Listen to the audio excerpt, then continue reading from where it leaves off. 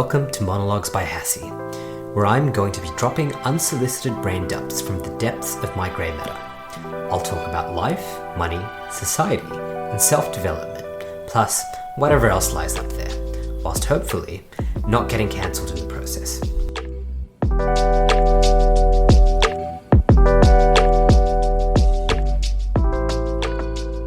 Your attention is one of the most valuable commodities in the 21st century. In our digital age, so many companies, corporations, and individuals are going to be fighting for your attention to make you do what they want you to do. Now, the way this is achieved is through a process of gamification. And my somewhat simple explanation of gamification is it's a way in which we trigger the brain's reward system for doing things which, from an evolutionary perspective, aren't rewarding.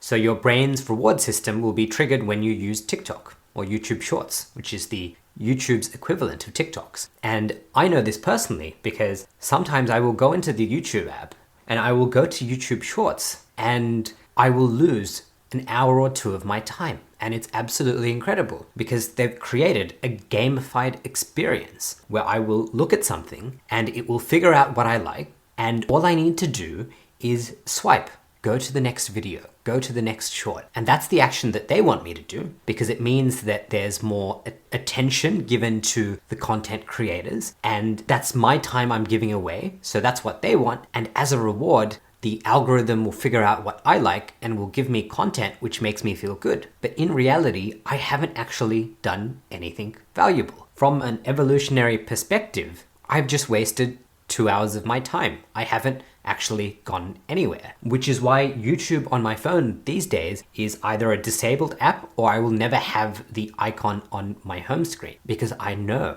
it is a trap. Now, that's an example of where gamification can be used against you negatively. And that is where you are being gamified and you are getting these hits of dopamine, the happiness chemical in your brain. So your reward centers are being triggered for doing something which doesn't actually benefit you. And when we think about it, like video games are the perfect example of where we begin to realize that, and I'm not saying video games are inherently bad, but what I'm saying is from video games, we learn that in our modern society, software engineers, UX designers, those people, game designers, have a better understanding of human psychology than probably most psychologists because they're so good at getting us, kind of stuck in these virtual worlds. And what's even more dangerous is a game is a very evident, it's very obvious that this is a game. But if you look how most games are triggered, built, you have different levels, you get points for doing things in the game, there might be an in-game currency. All the things we could do in real life have been packaged up into something that you can access with your keyboard and your mouse or a controller. And it's made to be just easy enough that you get very cheap dopamine, but hard enough that you need to focus and keep playing and go to the next level. So it gets progressively harder. And when you think about how we want to improve in our own lives, if self-improvement and self-development is something that's important to you, then really the same concepts that apply to video games, you should be applying to your real life. The problem is, in our society, a lot of these big corporations, and I'm talking outside the world of video games, use the same principles in video games to make sure that we're using their products and services, that we're becoming addicted, that our attention is being spent. Because, if I'm on YouTube, boom, I'm getting rewards, I'm getting dopamine hits, and it's very subtle, and it's behind the scenes. There might be more obvious ways of that. So if you're using some form of social media, Facebook, Instagram, Twitter, you might be seeking the validation of somebody liking something you put out. And you're now interacting with that platform because part of that platform has been gamified. Because every time you get a like, every time you get a view, that releases, that triggers the reward center.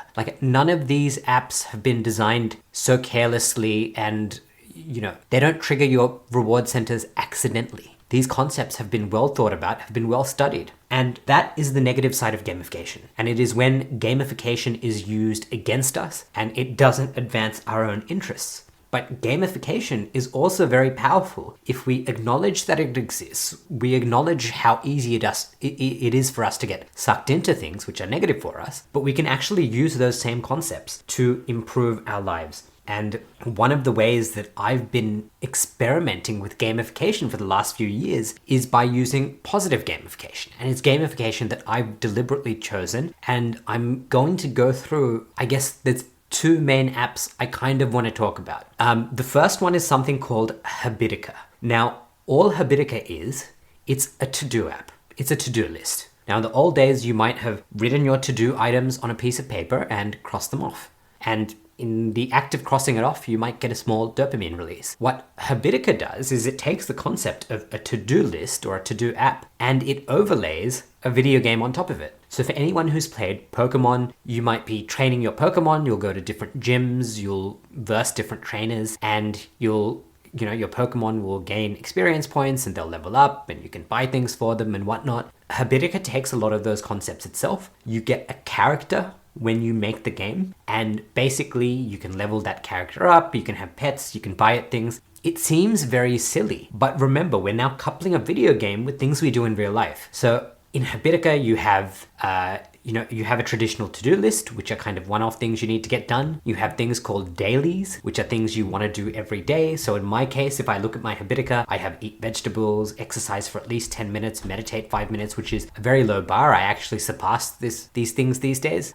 Every time I do one of these activities, I get points, and then I get I earn in-game currency and I buy things. And I was somebody who picked up Habitica at the start of the COVID-19 pandemic, or very early on. And I had two friends who joined with me, and, we could do quests together. And the only way to do these quests is you didn't do an action in the game. You had to do an action in real life and tick something off your to-do list.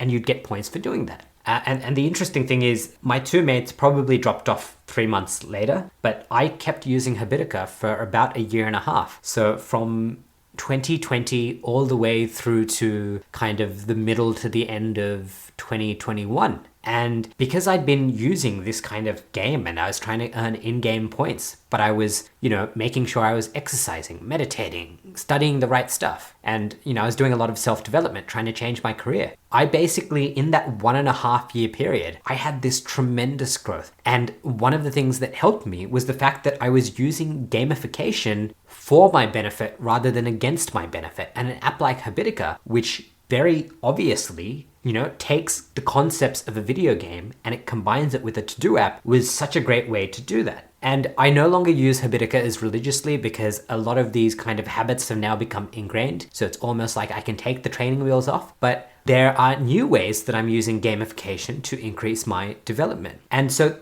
in the Habitica app, a lot of what I was doing was very mental. I still had dailies to make sure that I was doing my exercise and whatnot. But recently, I've gotten on something called Strava. And Strava is a social network. All right, so not too different from Instagram or Facebook, but it's a social network that revolves around you doing exercise in the physical world. And in the world of Strava, you still have the concept of a like, so you'll get a dopamine release. You will be rewarded when somebody who's connected with you likes an activity you did. But here's the big catch. You actually need to do physical activity to get that reward. And I think that's a very important thing in the 21st century. If you imagine back when we were all cavemen and cavewomen, we would have done physical activity. Maybe we would have been chasing an antelope through the savannah, through the forest. And we would have done this huge run, sprint. We would have walked, we would have hunted this animal, and we would have eventually killed it and eaten the meat.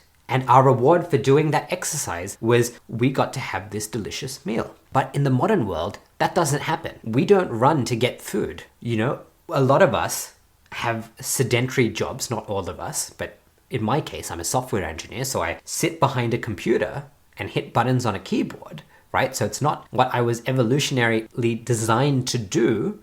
And when I go for runs now, I'm not running for sustenance. I'm running for exercise to counteract my lifestyle. And when I run normally, of course, exercise itself will release dopamine and you'll feel good, but I'm not running for a purpose. There is no meat, there is no animal I'm hunting at the end of my run. So something like Strava increases the dopamine we get by naturally doing that activity. Now we've got reward, we've got social validation for doing exercise. And for me, I've only been using this app for a month now, but it's been revolutionary in the sense that I got a smartwatch, and my smartwatch syncs my physical activity to Strava.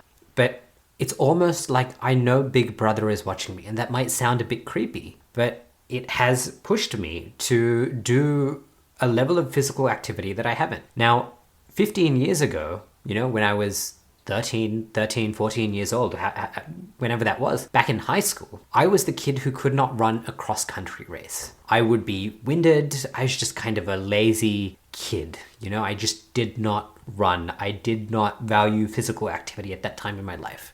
Earlier this week, I did my first 10-kilometer run, and yesterday I ran almost 18 kilometers. And one of the things that motivated me was having, I guess, an app like Strava and also my smartwatch, which also includes some concepts of gamification, because every time I run 1 mile, the watch will vibrate and it will say, boom, you hit 1 mile, almost like you got a prize. So I'm doing something very long and difficult, which obviously has physical benefit to me, but the concept of gamification is giving me little rewards as I do it. So every time I ran a mile, boom, watch vibrates, I get to look at it and it says, boom, 1 mile in big characters. So you get these mini feelings of wins. So gamification, even though there's a very negative side for it, and companies and apps, and they're all trying to use this to take your attention, much like TikTok, YouTube, Instagram, Facebook. There are also ways that you can use gamification and those same concepts to actually develop yourself and improve yourself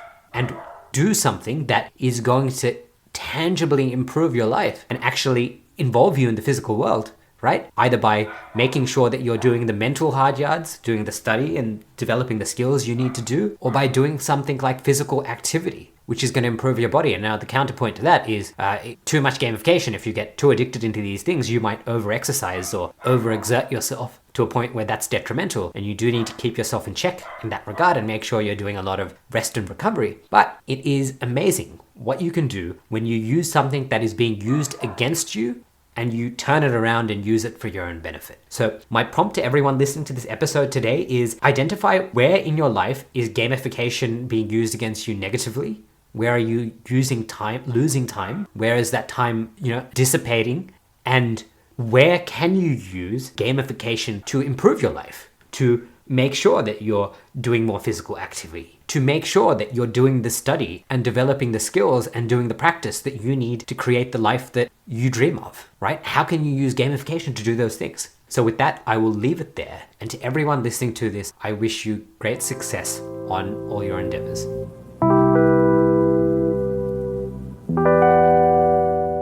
You've just made it through another episode of Monologues by Hassie. It brings me great pleasure to know that you made it to the end.